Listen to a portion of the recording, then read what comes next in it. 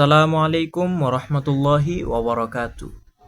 আমি Rafsan. Welcome to easy commerce campus class 9-10 SSC হিসাব বিজ্ঞান অধ্যায় 6 জাবেদা। তো এর আগেও আমি তোমাদেরকে হিসাব বিজ্ঞানের একটা অধ্যায় বুঝাইছি, যেটা ছিল দুই তরফা দাখিলা পদ্ধতি, তোমাদের বইয়ের তৃতীয় অধ্যায়। আজকে তোমাদের বইয়ের ষষ্ঠ অধ্যায় জাবেদার অধ্যায়টা বোঝানো হবে। তোমরা যদি দুই তরফা দাখিলা কেউ না দেখে আসো, তাহলে প্লে লিস্টে সেটার ভিডিও আছে। প্লে লিস্ট থেকে ভিডিওগুলো পর্ব বাই পর্ব দেখে এরপরে এখানে আসবা জাবেদার জন্য। আজকে আমাদের আলোচনার বিষয় হচ্ছে তোমাদের বইয়ের ষষ্ঠ অধ্যায় জাবেদা, যেখানে জাবেদা কিভাবে প্রস্তুত করতে হবে এবং জাবেদা কয় প্রকার এগুলো সম্পর্কে আলোচনা করব, এবং পরবর্তীতে আমরা অঙ্কের সমাধান করব। কারণ প্রথমে তোমাদেরকে জানতে হবে জাবেদা কয় প্রকার এবং এটা কিভাবে প্রস্তুত করতে হয়, এটা তোমাদেরকে জানতে হবে। তো চলো শুরু করা যাক। জাবেদা সাধারণত দুই প্রকার: বিশেষ জাবেদা, প্রকৃত জাবেদা। বিশেষ জাবেদা আবার 6 প্রকার, প্রকৃত জাবেদা 5 প্রকার। যেখানে বিশেষ জাবেদা হচ্ছে ক্রয় জাবেদা, বিক্রয় জাবেদা, ক্রয় ফেরত জাবেদা, বিক্রয় ফেরত জাবেদা, নগদ প্রাপ্তি জাবেদা, নগদ প্রদান জাবেদা। এবং প্রকৃত জাবেদা হচ্ছে 5 প্রকার: সংশোধনী জাবেদা, সমন্বয় জাবেদা, সমাপনী জাবেদা, প্রারম্ভিক জাবেদা, সাধারণ জাবেদা। কিন্তু তোমরা যারা নবম দশম শ্রেণীতে আছো, তোমাদেরকে শুধু বিশেষ জাবেদা শিখতে হবে। প্রকৃত জাবেদা তোমাদের নবম দশম শ্রেণীতে কোনো কাজে আসবে না এবং পরীক্ষাতেও আসবে না। প্রকৃত জাবেদা তোমরা যখন ইন্টারে উঠবা তখন তোমাদেরকে শেখানো হবে, তখন তোমাদের পরীক্ষায় আসবে। তো এখন তোমাদেরকে যদি কখনো এমসিকিউতে তোমাদের আসতে পারে যে জাবেদা কয় প্রকার, তখন তোমরা দিবা জাবেদা 2 প্রকার। কিন্তু নবম দশম শ্রেণীতে তোমরা শিখবা শুধু 1 প্রকার, কিন্তু জাবেদা 2 প্রকার। এবং যদি এমসিকিউতে আসে হিসাব বিজ্ঞানের বিশেষ জাবেদা কয় প্রকার, তাহলে দিবা 6 প্রকার, এবং প্রকৃত জাবেদা কয় প্রকার, 5 প্রকার। তো বিশেষ জাবেদাগুলো কি কি? ক্রয় জাবেদা, বিক্রয় জাবেদা, ক্রয় ফেরত জাবেদা, বিক্রয় ফেরত জাবেদা, নগদ প্রাপ্তি জাবেদা ও নগদ প্রদান জাবেদা। তো চলো এখন তোমাদেরকে বোঝাই যে কখন কোন জাবেদা প্রস্তুত করতে হয় এবং কিভাবে প্রস্তুত করতে হয়।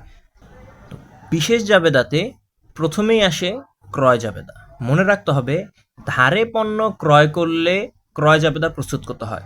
অবশ্যই পণ্যটা ধারে ক্রয় করা লাগবে, তাহলেই সেটা ক্রয় জাবেদার অন্তর্ভুক্ত হবে এবং তখনই সেই জাবেদা নিয়ে আমরা ক্রয় জাবেদার প্রস্তুত করব। এক্ষেত্রে তোমাদেরকে বলে রাখি যে ক্রয় জাবেদা, বিক্রয় জাবেদা, ক্রয় ফেরত এবং বিক্রয় ফেরত জাবেদার ঘর আলাদা আলাদা। কিন্তু মনে রাখতে হবে, ক্রয় জাবেদা আমরা কখন প্রস্তুত করব? যখন ধারে পণ্য ক্রয় করবে তখনই আমরা ক্রয় জাবেদা প্রস্তুত করব। নগদে পণ্য ক্রয় করলে কিন্তু ক্রয় জাবেদা প্রস্তুত করা যাবে না। অবশ্যই পণ্যটা ধারে ক্রয় করতে হবে, তাহলে আমরা ক্রয় জাবেদা প্রস্তুত করব। এখন আসো বিক্রয় জাবেদা। ক্রয় জাবেদা যেমন, বিক্রয় জাবেদাও একই রকম। ধারে পণ্য যদি বিক্রয় করে তাহলে বিক্রয় জাবেদা প্রস্তুত করতে হয়। যখনই প্রতিষ্ঠান ধারে পণ্য বিক্রয় করবে তখনই ক্রয় জাবেদা প্রস্তুত করতে হবে। সবসময় এটা মনে রাখতে হবে যে ক্রয় জাবেদা, বিক্রয় জাবেদা, ক্রয় ফেরত ও বিক্রয় ফেরত জাবেদাগুলো তখনই করতে হয় যখন পণ্য ধারে ক্রয় বা বিক্রয় করা পণ্য ধারে ক্রয় বা বিক্রয় করা হয়। নগদে করলে এই জাবেদা প্রস্তুত করতে হয় না।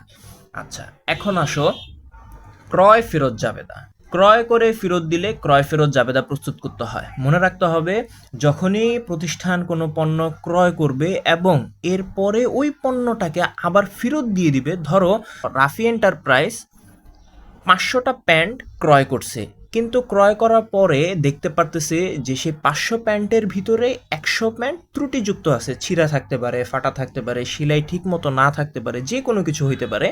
তো 500 প্যান্টের ভিতরে রাফি এন্টারপ্রাইজ দেখতেছে যে সেখান থেকে 100 প্যান্ট ত্রুটিযুক্ত আছে, তার কারণে সে 100 প্যান্ট ফেরত প্রদান করছে। যখনই এই কাজটা করবে, যে ক্রয় করার পরে ফেরত প্রদান করলো, তখনই আমরা ক্রয় ফেরত জাবেদা প্রস্তুত করব। এখন আসো বিক্রয় ফেরত জাবেদা। বিক্রয় করে ফেরত দিলে বিক্রয় ফেরত জাবেদা প্রস্তুত করতে হয়। যখনই প্রতিষ্ঠান বিক্রয় করবে এবং বিক্রয় করার পরে যখন পণ্যটা ফেরত আসবে, তখন সেটার জন্য আমরা বিক্রয় ফেরত জাবেদা প্রস্তুত করব।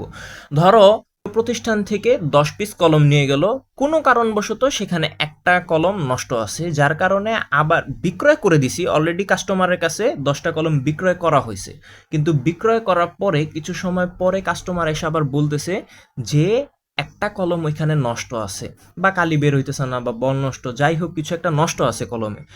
ত্রুটিযুক্ত থাকার কারণে একটা কলম কিন্তু আমার কাছে আবার ফেরত আসছে। এই যে ফেরত আসলো, বিক্রয় করার পরে আবার ফেরত আসলো, এই যে এটার কারণে আমরা প্রস্তুত করব বিক্রয় ফেরত জাবেদা। এখন আসো নগদ প্রাপ্তি জাবেদা। নামটা শুনেই বোঝা যাইতেছে নগদ হইতে হবে, এখানে ধারে হইলে হবে না।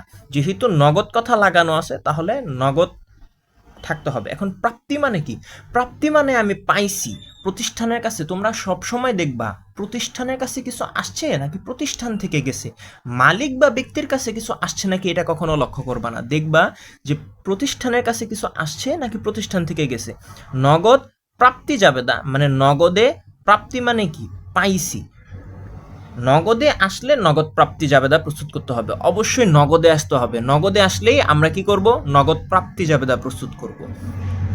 এবং নগদ প্রদান জাবেদা। প্রদান মানে কি? প্রতিষ্ঠান থেকে কাউকে কিছু দেওয়া হয়েছে, কোনো পণ্য দ্রব্য হইতে পারে, সেবা হইতে পারে, সরঞ্জাম হইতে পারে। নগদ প্রদান জাবেদা, নগদে দিলে নগদ প্রদান জাবেদা তৈরি করতে হবে। যখনই প্রতিষ্ঠান নগদে দিবে তখন নগদ প্রদান জাবেদা তৈরি করতে হবে, মনে রাখতে হবে। নগদ প্রাপ্তি জাবেদা এবং নগদ প্রদান জাবেদা, যেহেতু শুনেই বোঝা যাইতেছে কথাটা কি নগদ, মানে নগদে আসলে নগদ প্রাপ্তি জাবেদা তৈরি করতে হবে এবং নগদে দিলে নগদ প্রদান জাবেদা তৈরি করতে হবে। এই হচ্ছে তোমাদের বিশেষ জাবেদার 6টা বিষয়। কিন্তু এক্ষেত্রে আমি একটা নোট লিখে রাখছি, এটাকে তোমরা সবসময়ের জন্য মনে রাখবা যে ক্রয় ও বিক্রয়ের সাথে অতিরিক্ত খরচ থাকে, যদি কোনো অতিরিক্ত খরচ থাকে তা যোগ করতে হবে। কিসের সাথে? মূল টাকার সাথে যোগ করতে হবে। যেমন বহন খরচ হইতে পারে, প্যাকিং খরচ হইতে পারে, মজুরি হইতে পারে, ইত্যাদি ইত্যাদি।